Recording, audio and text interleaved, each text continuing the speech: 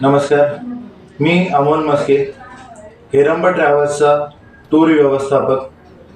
दरवर्षीप्रमाणे यावर्षीसुद्धा harem travels मार्फत कैलास मानसरोवर यात्रेचे आयोजन करण्यात आलेले आहे. ही यात्रा का करावी, तर हिंदू धर्मामध्ये व ओम तत्वाला मानणारे सर्व यांच्यासाठी ही यात्रा अत्यंत महत्त्वाची आहे. दुसरा की हे कैलास पर्वत जे आहे ते महादेवाचं निवासस्थान. आणि तिसरं जे आहे, तर जसं समुद्र मंथन जेव्हा झाले होते तेव्हा त्यामधून विविध प्रकारचे रत्न, माता लक्ष्मी, अमृत व विष या भरपूर काही गोष्टी तिथून निघाल्या होतात. तर त्या महत्त्वाच्या जागेला सरोवर म्हणतात. ही यात्रा आता 3 भागामध्ये तशी तर डिवाइड केली जाते, ज्याच्यामध्ये आपण तीन धाम म्हणू शकतो. एक ब्रह्मलोक, दुसरा आहे वैकुंठ धाम आणि तिसरा आहे शिवलोक. मानसरोवरचा पाण्यातला वरचा भाग तो म्हटला जातो ब्रह्मलोक. पाण्याच्या आतमध्ये जिथे विष्णूचा वास आहे त्याला म्हणतात वैकुंठ धाम. आणि यमद्वारच्या पुढचा जो कैलास पर्वत आहे त्याला म्हणतात शिवलोक. या तिन्ही लोकांचं आपण दर्शन करून पवित्र यात्रा आपण संपूर्ण करणार आहोत. आता हेरम ट्रॅव्हल्स मार्फत आम्ही ही यात्रा जी आहे ती 12 दिवसाची आपण ठेवलेली आहे. 11 रात्र 12 दिवसाची यात्रा असेल, ज्यामध्ये 2 रात्र काठमांडू, 1 रात्र केरुन, 2 रात्र सागा, त्यानंतर 1 रात्र मानसरोवर, 1 रात्र दारचेन, 1 रात्र जुतुलफुक, 1 रात्र दिराफुक, 1 रात्र पुन्हा सागा आणि पुन्हा रिटर्न आपण येतो 2 रात्रीसाठी काठमांडू. ही अशी अंदाजे 13 दिवसाची पूर्ण यात्रा आपण आयोजित केलेली आहे.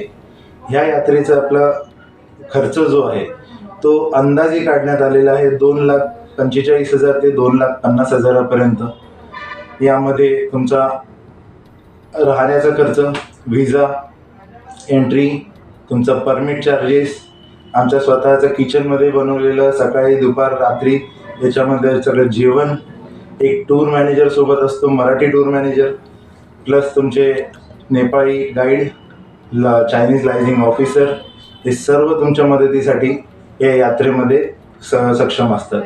हेरपकडे काय यावर माणसं हेरपचं काय बुकिंग कसं काय करावे आपण? हेरपची खासियत काय वेगळी? सर, हेरमची खासियत असं म्हणण्यात येईल की मागच्या गेल्या 30 वर्षापासून सक्सेसफुली आपण ही यात्रा आपण कंडक्ट करतो आहे. 38 वर्षापासून हेरम ट्रॅव्हल्स या पर्यटन क्षेत्रामध्ये कार्यरत असे. आणि त्याचसोबत 30 वर्षापासून आपण कैलास मानसरोवर यात्रा ही 100% सक्सेस रेट म्हणता येईल. 100% सक्सेस रेटनी आपण ही यात्रा चालवतो. आजपर्यंत कुठलीही हानी झालेली नाही. त्यामुळं आम्ही तिथं सक्षम आहे. आपलं तिथं नेपाळी मॅनेजर्स असतात, आपली पूर्ण टीम ते कामासाठी लागलेली आहे. त्यामुळं आम्ही सगळ्यांना एकच सांगतो की बाबा, ऑनलाईनला जे जातात लोक, आता भरपूर जे आता ऑनलाईनचा जो जमाना चालू आहे, काही ऑफर देतो ऑनलाईन ऑफर्स असतात त्याच्यामध्ये, मग तिथे जाऊन काही भेटत? बरोबर. काय सांगत? आता कसे ऑनलाईनमध्ये सगळेजण जातात की मला स्वस्त मिळावं, पण त्याच्यामध्ये सगळ्याच गोष्टी मिळाव्या. आता त्यामुळं लोक जण ऑनलाईन बुक करतात, ऑनलाईनमध्ये ते मेसेज करतात, त्यांना कोटेशन येतं, ते बुकिंग करतात आणि डायरेक्ट तिथे पोहोचतात. पण प्रत्यक्षात तिथं तो व्यक्ती असतो का हे कोणीच बघत नाही. तिथं गेल्यानंतर 4-4, 5-5 दिवस अडकणं, त्यांना विजा न मिळणं, त्यांच्याशी संपर्क कोणाशी होत नाही, तर ह्या गोष्टीची फसवणूक होऊ नये त्यासाठी आम्ही सरळ सांगतो की इथे आम्ही स्वतः बसलेलो आहे. तुम्हाला कोणताही त्रास आला तर आम्ही इथे उभा असतो. तुम्ही आम्हाला संपर्क करू शकता. आमचा स्वतःचा टूर मॅनेजर तिथे असतो. त्यामुळे आम्ही सगळ्यांना आवाहन करतो की इथे प्रत्यक्षात ऑफिसमध्ये या, बघा आणि त्यानंतरच बुकिंगचा विचार करा. कारण की आपण कमी नाही, आपण जवळपास 2 ते 2.5 लाख रुपये, 3 लाख रुपये आपण या टूरसाठी खर्च करणार आहोत. पण जर का समोरच्या व्यक्तीवरती विश्वासच नसेल, समोर जर का गेला तरी हे फसवणुकी होतात, त्यापासून वाचण्यासाठी आम्ही सगळ्यांना आवाहन करतो की प्रत्यक्षामध्ये बुकिंग करावी. शासनातर्फे पण यात्रा काढल्या जाते आणि आपण पण काढता, याच्यात फरक काय? सर, शासनातर्फे जी यात्रा काढली जाते त्याच्यामध्ये ते पहिले तर 750 लोकांचे म्हणजे त्यांचं रजिस्ट्रेशन केलं जातं. त्याच्यातून ते जवळपास 700 ते 750 लोकांचं लकी ड्रॉ काढतात. त्यानंतर ते त्यांना दिल्लीला बोलवून त्यांचं मेडिकल टेस्ट करणं, फिटनेस चेक करणं, या सगळ्या गोष्टी केल्यानंतर त्यांना फिटनेस असेल तरच त्यांना पुढची परमिट आणि हे करावं लागतं, बुकिंग करावं लागतं. अदरवाईज त्यांना दिल्लीपासूनच वापस पाठवलं जातं. तो खर्च वाटतो. तो खर्चही वाढतो. 4 दिवस तुम्ही दिल्लीमध्ये एक्स्ट्रा राहणार. त्यानंतर पुढे जो आहे तिबेट बॉर्डर पर्यंत तुम्ही जाणार. तिबेट बॉर्डरच्या पुढे गेल्यानंतर तुम्ही पुढचा रस्ता पूर्ण खडतर आहे, घाटचा रस्ता आहे, जवळपास कच्चा रस्ताही म्हणता येईल. आपल्याला टेम्पो ट्रॅव्हलर्स किंवा छोट्या जीपने आपल्याला पुढे जावं लागतं आणि त्यानंतर आपण बॉर्डर क्रॉस करतो.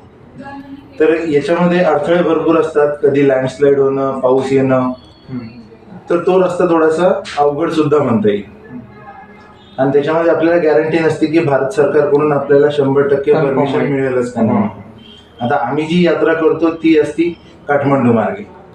काठमांडू मार्गे आपण अप्लाय करतो. तिथूनच बाय रोड आपण प्रत्येकाला जे आहे तिबेट बॉर्डरपर्यंत घेऊन जातो. आपल्या नेपाळच्या बसेस तिथपर्यंत जातात.